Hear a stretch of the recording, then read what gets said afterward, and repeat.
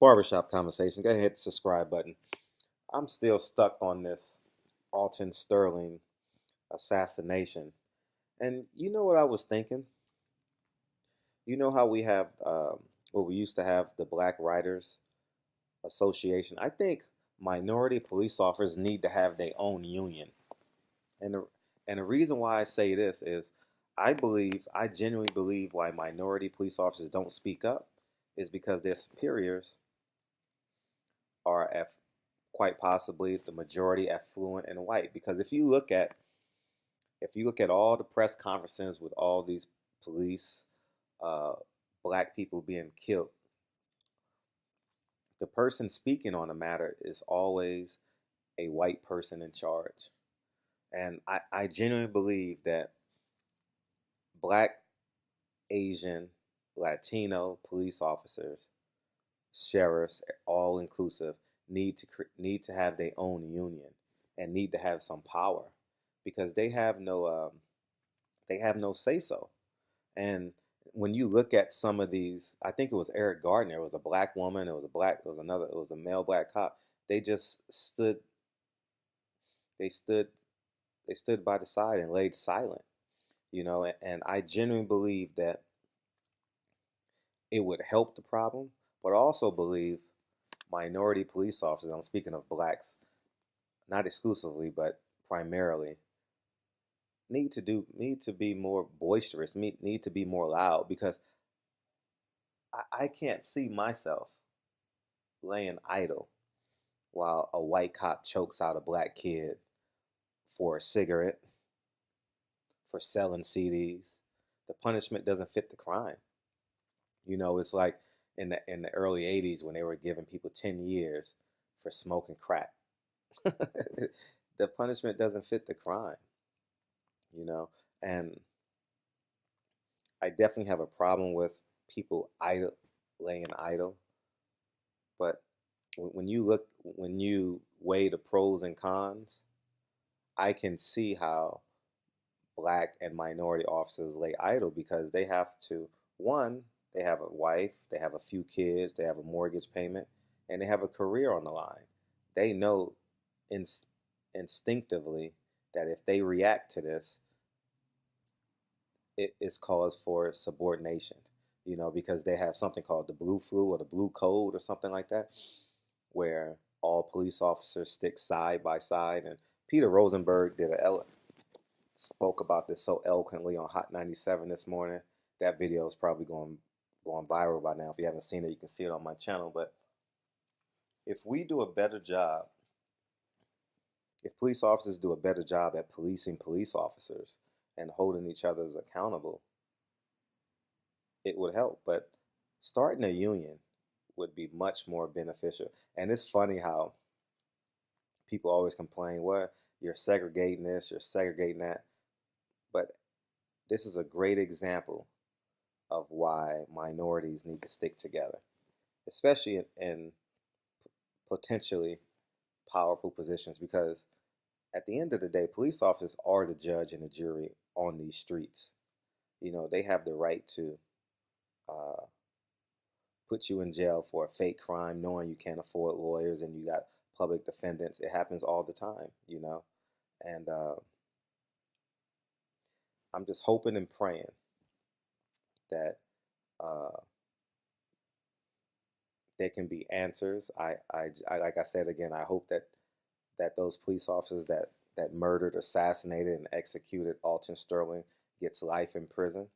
And if they're sharing a jail cell with uh, someone that looks like Ving Rhames, I hope that they get life in prison as opposed to the death penalty. You know, uh, but it bothers me when police officers lay idle, especially minority police officers, when they lay idle and allow this to happen over and over and over and over again. You know,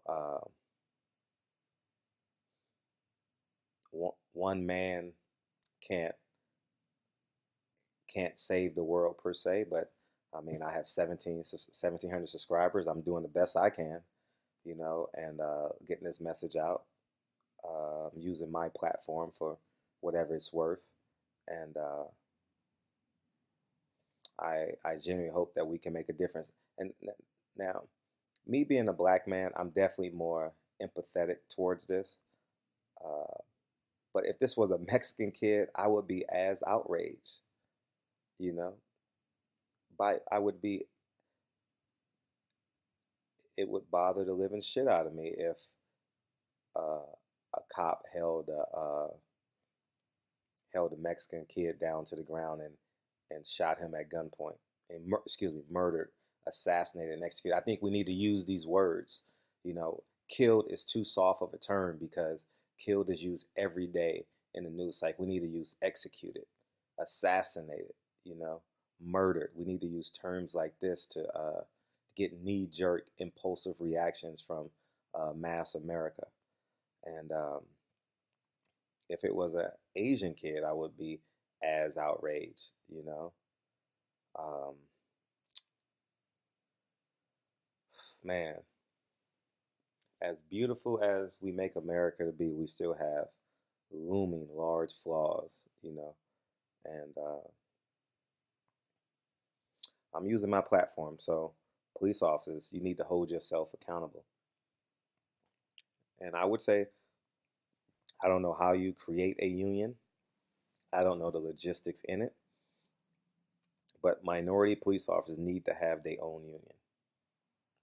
And that's the only way, not the only way, this is one of the key components into solving issues like this where black officers and Mexican officers and Asian officers can have a voice. Because so often they just lay by the side. The Garner um, case is a great example of that. Those black officers laid idle this uh, while this white officer choked the life out of him. So, and I know you internally it's conflicting because it has to be because I always have second thoughts about littering. I mean, I'm comparing apples and oranges. I'm talking about the consciousness of a person. You know, say for example, you're driving by a trash can. And you're at a red light and you shoot the trash into the basket and you miss. I always think, damn, I should have pulled over, or I consciously make an effort not to litter. So I can't imagine uh, you laying idle while someone is being abused and potentially murdered, assassinated, executed. I'm going to intentionally use these terms when I'm speaking of the Alton Sterling crisis. So, watching his son, I believe it was his son, in the striped shirt to the left of the screen break down. Oh, it's heart wrenching. I have a son, man, and it's heart wrenching, man. For your father to be taken away from you when he's out providing. At the end of the day, he's providing for he and his family. Whether he's doing it $5 at a time, selling DVDs or CDs, or whether you're making millions of dollars at a time like a Floyd Mayweather, regardless of the fact you're providing for your family, you're making means for your family. And at the end of the day, I am 100% sure that he wants a better quality of life for his children than he have of himself. And that's it. And I genuinely want to see inside. I want to see the recordings inside the store because they called and said he had a gun. If he had a gun, still the police are not. As I said in my last video, they were in control the whole time, and their control percentages was gaining inch by every second, every measure of this encounter. Whether you can say it was at 50%, it went from 55 to 60 to when he was on the ground, they were in control because there's two of them. They have one up low and one up top.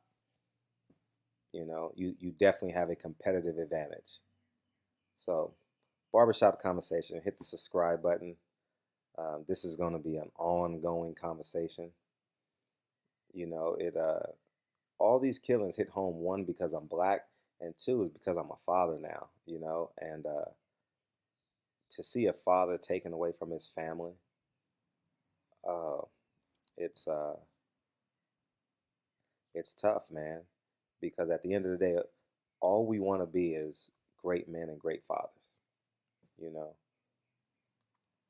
And that kid, that little boy, man, it's tough to look at, man. That was as tough to look at as his father being assassinated, murdered, and executed. And I encourage you guys to use these terms, because killed. I mean, I'm not undermining people getting killed in Saudi Arabia, Afghanistan, but every day on the news you hear 8 killed. And we just and you know what we do? We change the channel to ESPN, the Food Network, or whatever the case may be. We've become docile to the term killed. But if we use executed, yes, that man was executed on the streets of Baton Rouge, Louisiana, and I hope they get what they deserve. And it was kind of refreshing to hear I believe it was the governor of Louisiana, I believe, or the mayor. I believe it was the governor of Louisiana saying that, or alluding to that he was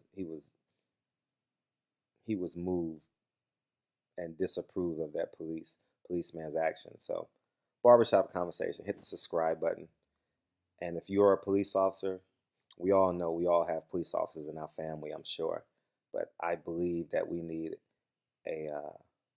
a union to protect these minority police officers. When I'm talking about minorities, I'm talking about non-white officers. And uh, so hit the subscribe button, and I'll probably do more videos on it because I'm so emotionally moved by this video, and so let's have a conversation, barbershop conversation. Talk to you guys soon.